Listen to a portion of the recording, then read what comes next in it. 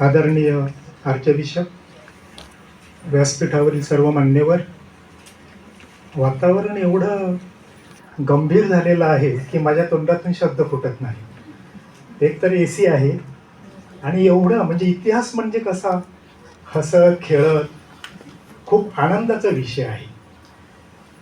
तर मी सकाळपासून बघतो आहोत, कदाचित दुपारच्या सत्रामध्ये वातावरण अजून खुलं होईल, परंतु इतिहास परिषदेमध्ये इतिहासाचा अमूल्य ठेवा ज्याचा संग्रह करण्यात आलेला आहे, त्या पुस्तकाचं प्रकाशन व्हावं ही एक अपूर्व घटना आहे.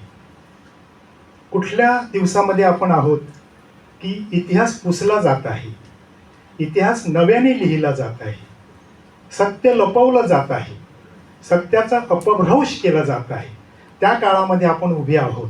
आणि अशा काळामध्ये लोकसाहित्य जे असते, जे खरं म्हणजे ज्या सामवेदी समाजाचा उल्लेख केला, ज्या समाजातून आम्ही सर्व येतो, तो समाज आला कुठून, तर तो पशुपालन संस्कृतीतून आला, तो कृषी संस्कृतीतून आला.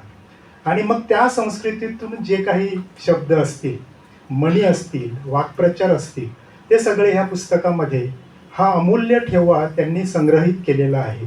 आणि ह्याची गरज होती. आपण आजचा जो समाज आहे ना, त्याला सामूहिक स्मृतीभ्रंश झालेला, डिमेन्शिया. एखाद्या व्यक्तीला डिमेन्शिया होतो, परंतु संपूर्ण समाजाला डिमेन्शिया झालेला आहे.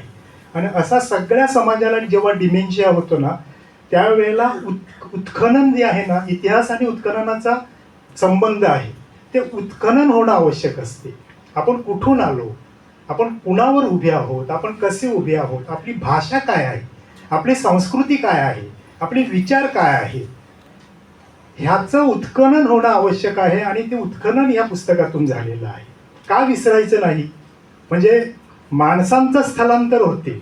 एका गावातून माणसं दुसऱ्या गावात जातात, एका शहरातून माणसं दुसऱ्या शहरात जातात, एका शहरातून माणसं, एका देशातून माणसं दुसऱ्या देशात जातात. इकडे संस्कृतीचं स्थलांतर होताना आपण पाहिलेलं आहे. ही जी संस्कृती होती, या संस्कृतीतून आम्ही नाही आहोत. आता आमची संस्कृती बदललेली आहे. परंतु संस्कृती बदललेली असताना ज्या दुसऱ्या संस्कृतीमध्ये आलेलो आहोत, तेथे संस्कृती ही झालेलो आहोत, म्हणून धोके आहे. आणि तो गाब्रिएल गार्सिया मार्क्वेज नावाचा लेखक, तो काय सांगतो माहीत आहे का, की सत्याचा अपलाप फार मोठ्या प्रमाणामध्ये होतो आहे. आणि त्याचा अनुभव आपण सार्वत्रिकरित्या सर्वजण घेत आहोत. इतिहास परिषदेची जबाबदारी काय असते? इतिहास लेखन कशासाठी? इतिहास कशाला उकरून काढायचा? तर पुढे जायचं आहे म्हणून. इतिहास विसरायचा देखील नाही. जे इतिहास विसरतात ते इतिहास जमा होतात. पण इतिहास विसरायचा देखील नाही. पण इतिहासाचं संशोधन देखील कशासाठी करायचं?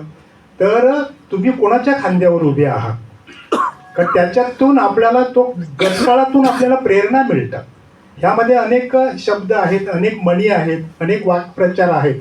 आता ते अस्तित्वात नाहीत, परंतु त्याच्यामध्ये जे काही भांडार आहे, त्याच्यामध्ये जो काही संदेश आहे, तो अतिशय मोलाचा आहे. आणि ते तुम्ही अतिशय चांगल्या प्रकारे अभ्यासपूर्वक, मेहनतपूर्वक हे सगळं गोळा केलेलं आहे, त्याचा अन्वयार्थ लावलेला आहे. एक एक प्रकरणावर एक एक पुस्तक येऊ शकते. गाणी आहेत त्याच्यामध्ये, अवजार आहेत, विशेष म्हणजे शिव्या आहेत. 75, मी बघत होतो पुस्तक, मला आत्ताच मिळालं, 75 पानावर शिव्या आहेत. शिव्यांचा संग्रह आहे. आम्ही तेव्हा शिव्या मारायचो. कुठली शिव्या? 2 मिनटं संपवतो. कुठल्या शिव्या? म्हणजे शिव्या मारायला लागलं तर अजून 50 मिनटे बोलेल. का लेखकाचा धर्म हा शिव्या मारणं असते. शिव्या या अर्थाने की निषेध, ह्या शिव्यामध्ये निषेध असतो आणि निषेध क्रांतीकडे घेऊन जातो, विद्रोह असतो. तो विद्रोह तुमच्याकडे असला पाहिजे. शिव्यामध्ये विद्रोह होता, तिला ते व्यक्त करायला लागायचं. नवरा दारू पिऊन आला ओट्यावर की ती सांगायची की दैसर गेलो, माटुंग्या गेलो. आमच्या भाषेतला शब्द आहे. दैसर आणि माटुंग्या गेला पाहिजे नवरा. दैसर आणि माटुंग, मला त्याचा अर्थच कळत नव्हता या शिवीचं. तो दारू पिऊन ओट्यावर आला की ओट्यावर उभे राहून शिव्या मारायची. मी ते ऐकलेल्या आहेत सगळ्या शिव्या. त्या अर्धा तास घड्याळ लावून, तर ती जी काही भोगायची ना, त्या शिव्यातून व्यक्त करायची. तर ती दहिसरे गेला, माटुंगा गेला. का दहिसर आणि माटुंग्याला लेप्रसी कॉलनी होती,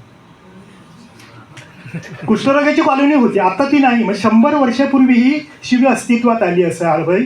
कारण आमचा समाज 100 वर्षापूर्वी मुंबईला जाऊ लागला ना, भाजीपाला घेऊन, दूध घेऊन. त्यावेळेला त्यांनी बघितलं दैसर. त्या अगोदर त्यांनी कसं बघितलं असेल? 500 वर्षाचा इतिहास आहे. ज्या पोर्तुगीजाचा उल्लेख केला तो 500 वर्षाचा इतिहास आहे, त्यातून देखील काही शब्द आलेले आहेत. ग्लोबलायझेशन आपण आत्ता ऐकतो, पण 500-600 वर्षापूर्वी ते ग्लोबलायझेशन वसईमध्ये झालेलं आहे आणि वसई त्याला साक्षी आहे. तर 100 वर्षापूर्वी हे जेव्हा जायला लागले तेव्हा त्यांनी दैसरला बघितलं की कुष्ठरोग्याची कॉलनी इकडे, माटुंग्याला कुष्ठरोग्याची कॉलनी आहे. आता त्या नाहीत तिकडे, परंतु मग ती शिवी त्या ठिकाणी आली. हा दैसरला गेला पाहिजे म्हणजे याला कुष्ठरोग झाला पाहिजे. नवऱ्याला काय सांगते? नवऱ्याला सांगते. तर हे जे प्रकरण आहे ना, तुम्ही बघत होतो पंचायत कुठल्या कुठल्या शिव्या आहेत बरं. अनेक शिव्या विसरलेलो आहोत आम्ही. पण शिव्या मारणं पण खूप चांगलं असते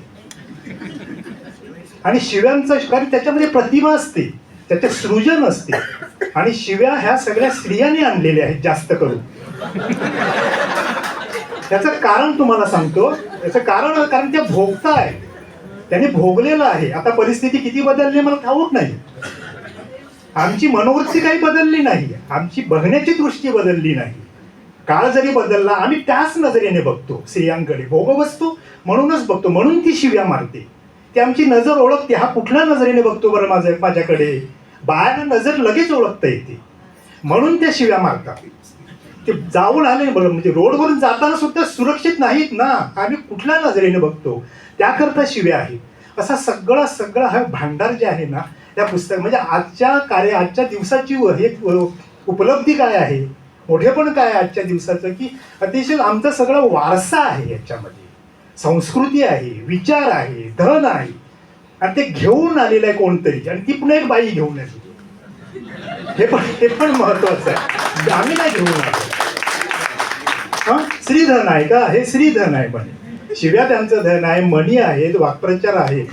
त्याच्यावर जास्त मी जात नाही. एक दिवस परिसंवाद आयोजित करा मॅडम आणि 4-5 लोकांना, आपल्या समाजातल्या लोकांना बोलवायला सांगा. एखादा जण वाक्यप्रचारावर बोलेल, एखादा मणीवर बोलेल, मी शिव्यावर बोलेल. कारण शिव्या माझा आवडता प्रांत आहे आणि गेली 40 वर्ष शिव्याच मारत आहे. लेखकांनी सातत्याने शिवीगाळ करीत राहिलो पाहिजे, ही माझी भूमिका आहे. तर मी तुमचं खास अभिनंदन करतो. आपण या ठिकाणी सगळे जमलेला आहात. आमचं भाग्य आहे की ह्या ठिकाणी जमलेले आहात. 500 वर्षापूर्वी इकडचा एक तरुण उल्लेख झाला, मकाऊरला गेला, जपानला गेला आणि विचार घेऊन गेला. ही विचार घेऊन जाण्याची जी परंपरा आहे ना, तुम्हाला आवडो ना आवडो, पण ती खूप जुनी आहे.